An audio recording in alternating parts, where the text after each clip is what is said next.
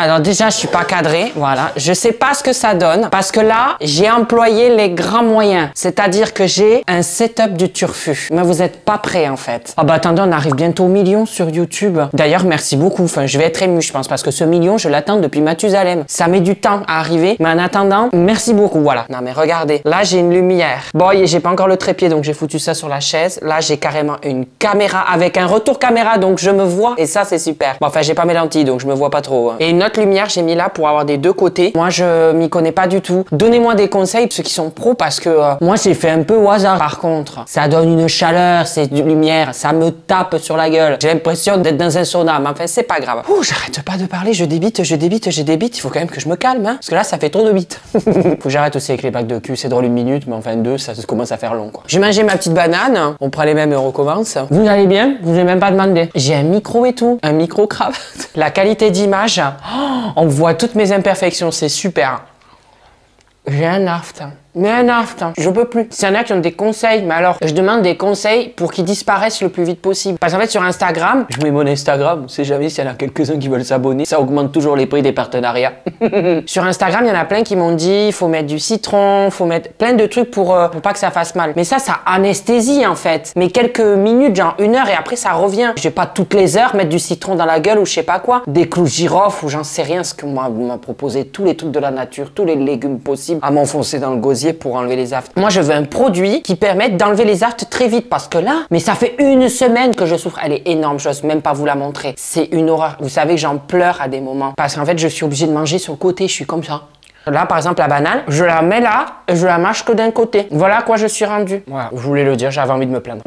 J'ai envoyé la banane sur le côté. Ah! T'as fait souffrir, hein. Quoi? La banane, c'est pas cool. Qu'est-ce que tu viens de dire? La banane, c'est pas... Oh putain, j'en peux plus de ces blagues là du flambeau, je fais que ça toute la journée. Et la vida, loca. Ah, j'en peux plus, c'est ça du matin au soir dans ma tête. Bon allez, c'est bon, on va pas faire que manger, là on n'est pas dans un repas gastronomique. She been Serena. And who I am? That a secret I never tell. You know you love me, XOXO, no tono. Bon dia mes gousses d'ail, j'espère que vous allez bien. Aujourd'hui on se retrouve pour une petite vidéo, comment dire, en mode cocooning comme d'habitude. Je sais même pas ce que ça veut dire cocooning, mais je crois que c'est genre en mode... c'est en mode les couilles opposées sur le canapé et on discute. Donc let's go. Nous allons faire nos pires soirées, enfin vos pires soirées, pas les miennes. Si je commence à vous raconter mes pires soirées, mais pas vous allez tomber des nues. Vous m'avez envoyé vos pires soirées, j'ai pas tout lu pour garder l'effet de surprise pendant la vidéo. J'ai vu des extraits, vous êtes prêts? Allez.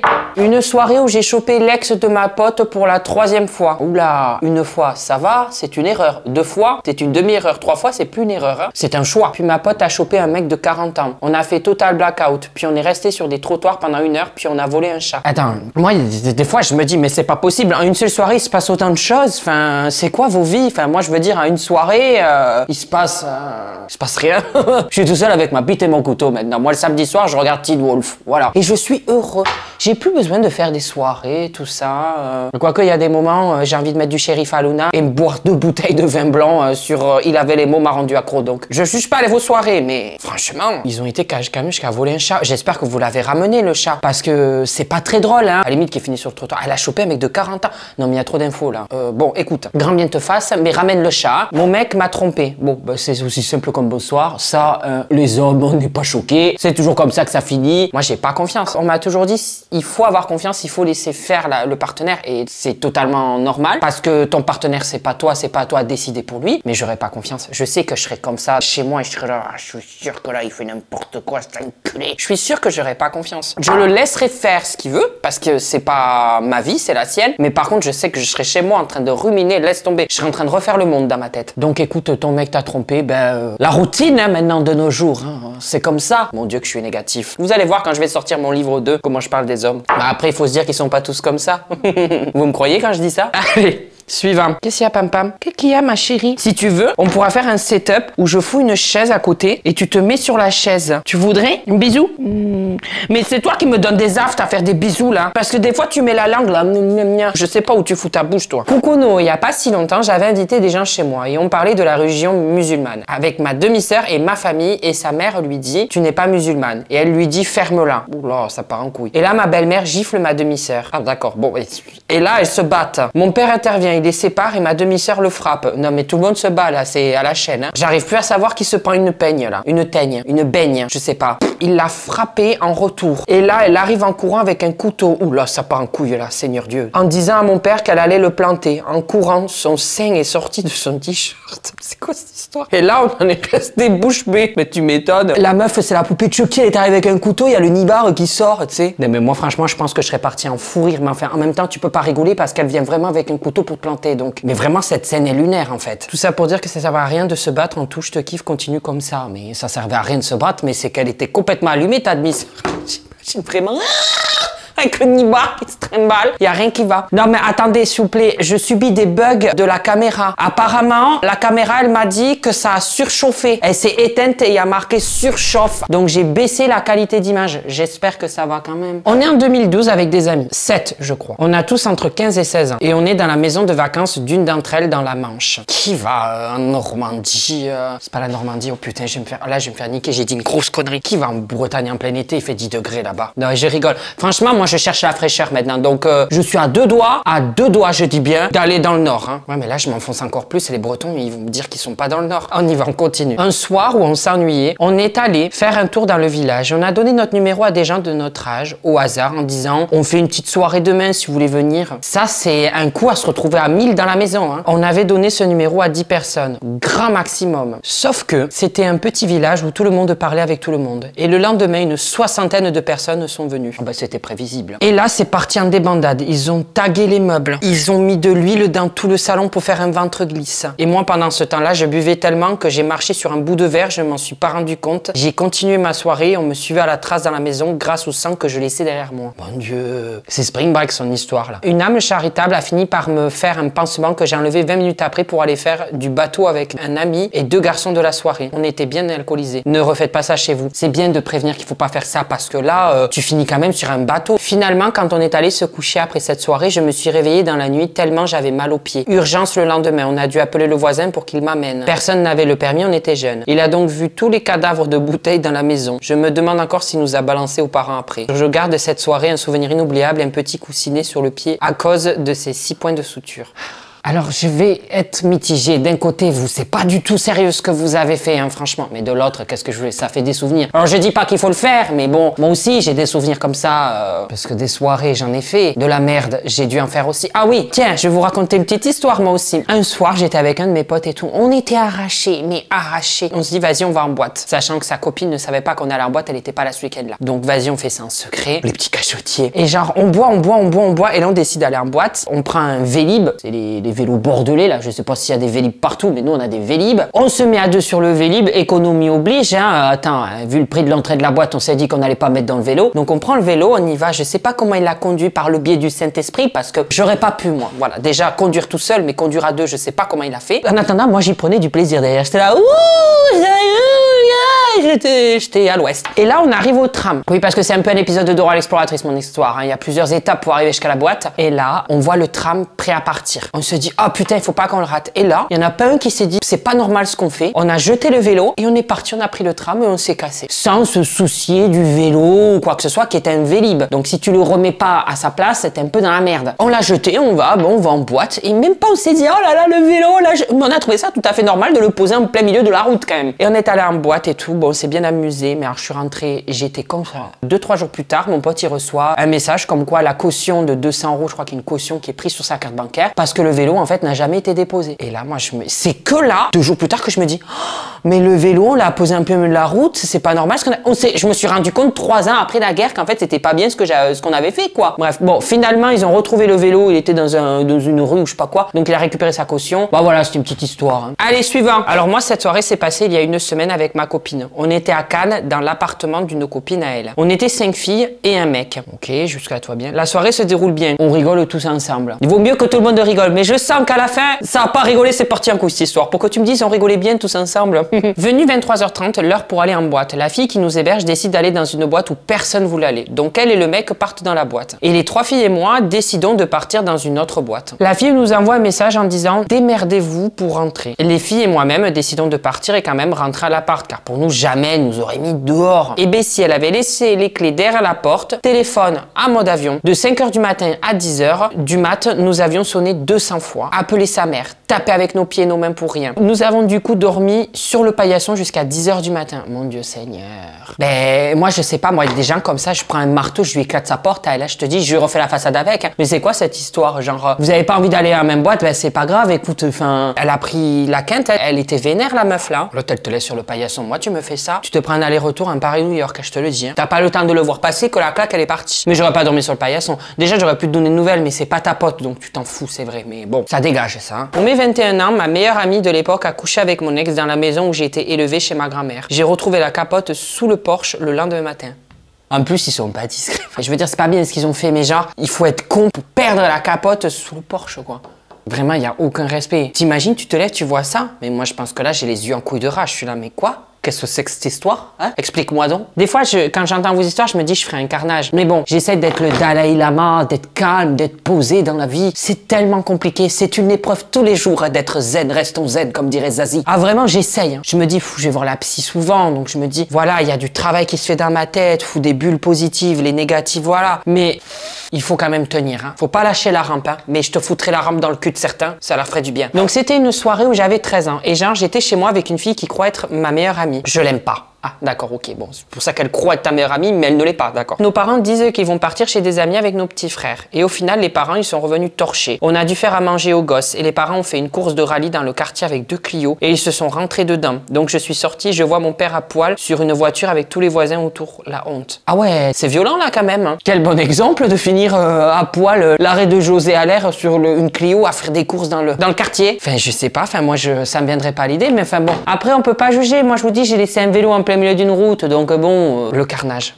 Moi, je me réveille, je vois ma mère comme ça, ou mon père, je me dis, mais là, il y a un gros problème, là, c'est qu'ils sont perdus, les pauvres, on peut pas les récupérer. Quoique ma mère, je l'ai déjà vu bourrer. Maman, tu me pardonneras si je raconte cette histoire. En fait, on est allé à une sardinade. Mon Dieu, rien que le nom, déjà, tu sens qu'on est dans un truc de cutéreux. Bref, en gros, mon ex-beau-père était pêcheur, donc du coup, ils se réunissent tous entre eux et ils mangent des sardines, donc sardinade. Et genre, avec ma mère, on se faisait chier comme des rats morts. Tout le monde se bourrait la gueule. Et nous, avec ma mère, on boit pas. Moi, j'étais jeune, déjà, j'avais 14 ans, donc je buvais pas. Et ma mère ne boit pas. Donc, à un moment donné, je me dis, vas-y, on va essayer de rendre cette soirée un peu plus gaie, un peu plus...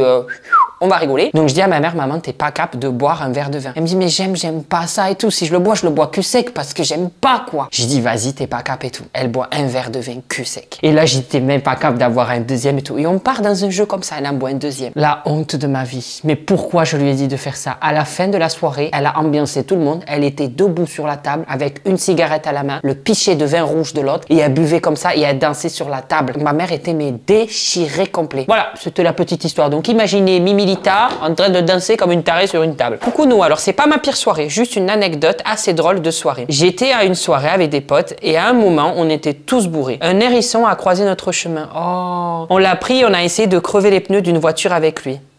Non, ça on fait pas. L'idée est drôle de se dire qu'avec des pics d'un hérisson on peut crever des pneus, mais pas le faire, tu le fais pas quoi. Vous êtes vraiment tarés. Hein. Franchement, ça se fait pas, j'espère que vous n'y avez pas fait du mal. Hein. Si on était un Jackie Touche condamne, mes vidéos Jackie Touche condamne, je t'aurais condamné à te prendre des aiguilles d'hérisson dans le trou du cul. Voilà. Moi je connaissais quelqu'un qui avait fait fumer un crapaud, mais vraiment les gens ils sont tarés. Hein. Qu'est-ce que c'est ce message? Tu sais qu'il y a une photo de son zizi sur internet. Il y a quelqu'un qui m'a dit qu'il y a une photo du zizi d'un mec que j'aime beaucoup, une star américaine. Donc attendez, moi chacun ses priorités. La vidéo c'est pas la priorité, je veux aller voir ça moi. Je vous dis pas qui parce qu'après vous allez aller regarder son zizi, moi je veux pas, je partage pas. Fais voir. Ah!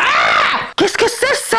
Mais c'est des fakes hein. Ah mon dieu, mais c'est horrible.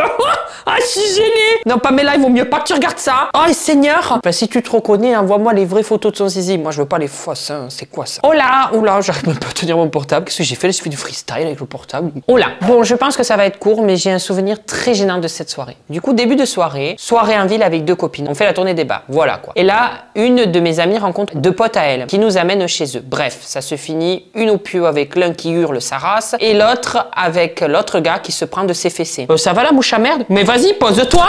Comme tu peux l'imaginer, je ne pouvais rentrer chez moi. Personne ne pouvait venir me chercher. J'ai fini par finir le rhum alors que je déteste ça, refaire ma vie, à me demander ce que j'ai pu faire pour en arriver là. Le pire, c'est que je me suis même demandé pourquoi c'était pas moi à la place de l'une d'elles.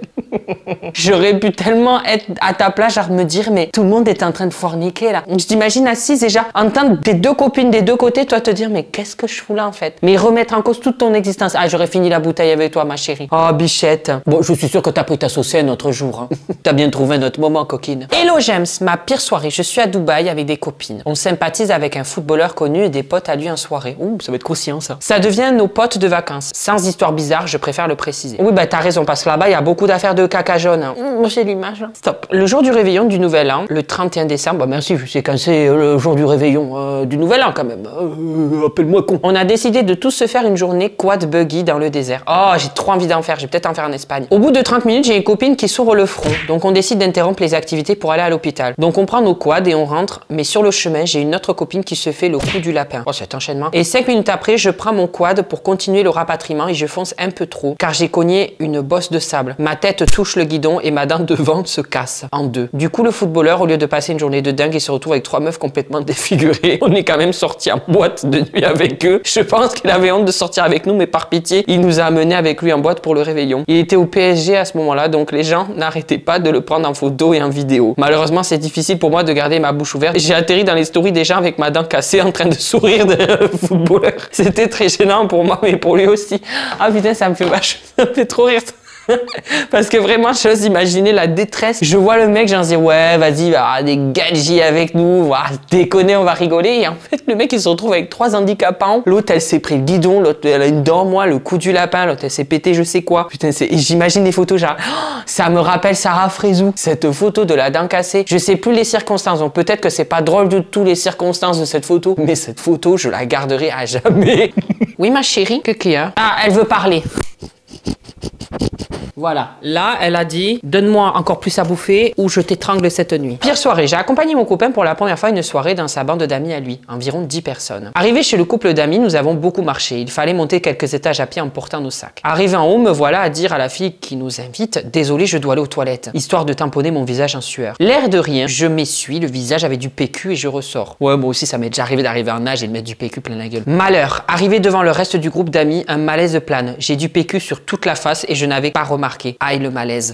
Comme en plus personne te connaît, personne n'ose te dire genre ben t'as du PQ plein la façade. Oh mon dieu. Et franchement, ma pauvre bichette, t'as dû te dire ça commence bien quoi. Oh la honte. Le dernier. Moi et ma meilleure pote, on a été invités à l'anniversaire d'une copine. La soirée se passait plutôt bien. On profitait sans connaître beaucoup de personnes. Jusqu'à ce que la mère bourrée de notre pote qui fête son anniversaire vienne vers nous. On parlait et elle est venue s'incruster avec nous et d'un coup elle nous dit vous voulez pas me masser les pieds? Elle se prend pour qui elle? Alors je te fais part de l'état des pieds bien dégueulasse. Du coup on lui dit non, demande à ton mec en rigolant. Elle nous dit non, lui il me masse la chouchoune.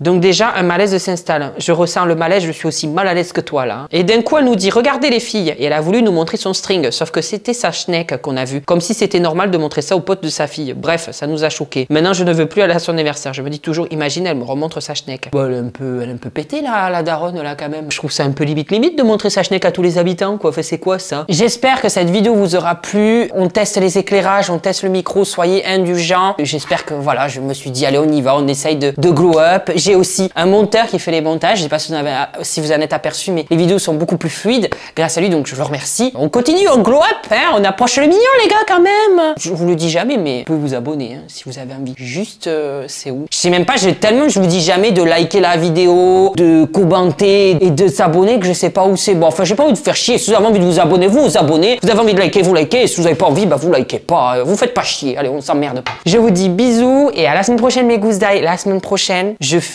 mon gâteau de mariage. Vous êtes vraiment pas prêts. Bisous. Alors là, tu as mes réseaux sociaux au milieu, Instagram, TikTok et Snap. Pardon. À droite, tu as les vidéos qui plaisent, des vidéos, enfin bref, tout ça, tu as compris de ma chaîne. Ah, sur ma tête, appuie sur ma tête, tu peux t'abonner, c'est super ça. Je suis un véritable youtubeur maintenant. Attention, hein, ça rigole plus.